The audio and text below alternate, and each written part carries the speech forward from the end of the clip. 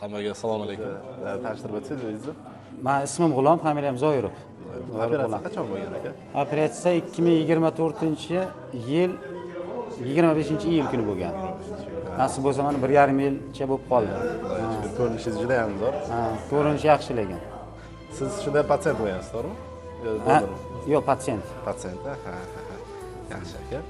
Chet elga davolanish uchun borganda oldin qo'rquvlaringiz qanaqa bo'lgan? Nima ichingizdan o'tgan? Endi tasavvurimizda haqiqiy borini aytadigan bo'lsak, tushunchamiz juda yo'q edi u tema bo'yicha.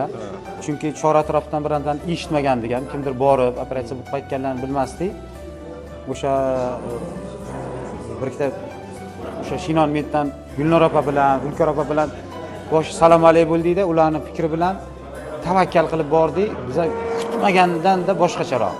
Xuddi oddiy bir ko'richa yo appendis bo'lganday. O'sha men borgan bo'lsam, qiyinchilikni sezmadim. Qiyinchilikni sezmadik. Hammani yarim sal og'riq bilan inobatga olmasa, zo'r. Bu narsani tasavvurlab berish qiyinroq. Haqiqatan ham bir mo'jiza-da bu. Mo'jiza. O'sha misol 5-6 soatga operatsiyadan chiqqan bo'lsa, bu yerga ertasiga deyarli yurish sharoitigacha bo'lib turibmiz-da. 3 kun 4 kundan oyoqqa turib yurib ham ketdik. Biz bor ekan yashab ketdik. Men misol bu kasallik bilan bu kasal bo'lib, misol qiynalib yo bir boshqa bu fikrda bo'lmaydigan yigitlar, odamlar bo'lsa, men 100% borishni taklif qilaman.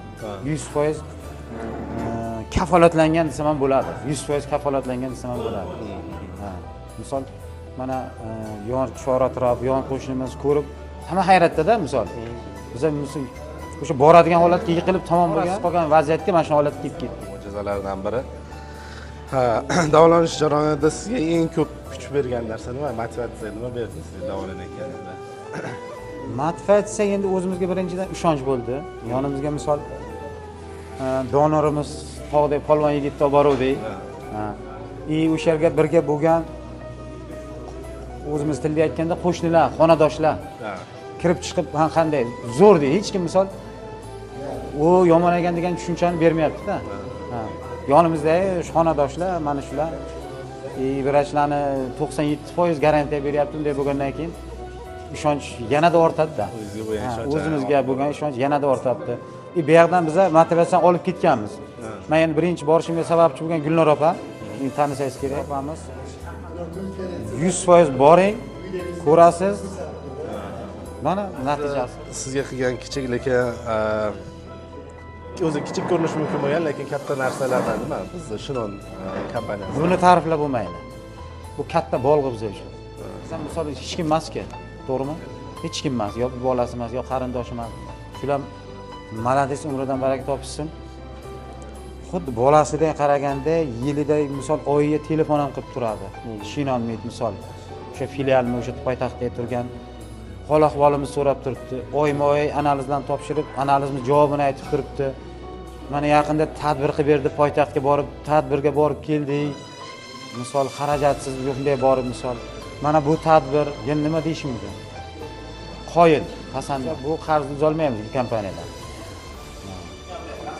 Safaringizga tayyorlanayotganingizda shu qo'shni qarindoshlardan har xil baribir fikrlar endi bo'ladi. Endi aytdimki, birinchi bu aytganimda tushuncha yo'q edi bu vaqtda. Bu odam ketdi, nima bo'ladi degan fikrlar juda ko'p bo'lgan. Shu narsa qanday? Bu narsa kelib mo'jiza-da bu. Odamlar, insonlar uchun, men qo'ni-qo'shnim uchun, tanigan, bilganlarim uchun bu mo'jiza. Mana serrozga davosi bor ekan degan tushuncha ularning 100% miyasini ochdi. Chunki hech kim serroz bo'lib borib davolanib kelganini mahallamdan ko'rmaganman, tanishdan ko'rmaganman. Tushunchamiz serroz oxiri voy. Bu narsani xuddi bir nima deydi? Qancha vaqtdan beri shunaqa bo'ldi? Grippni davolagandek davolanib keldik-da. Ochig'ida hozir ham hayron qoladi gaplashsak. Qoyil tavsiya qilaman, misol Lubboy bemor boraman degan bemorga tavsiya qilaman. O'sha Deliantriz qiziqma ikkinchi marta yana borib keldim. O'sha misol hech joyim og'rimasa ham, yana borib aylanib ko'rik qilib qaytib keldim.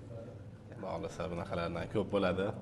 Birga ham boramiz. Baraka topinglar, rahmat. Rahmat katta sizga. Sog' bo'ling.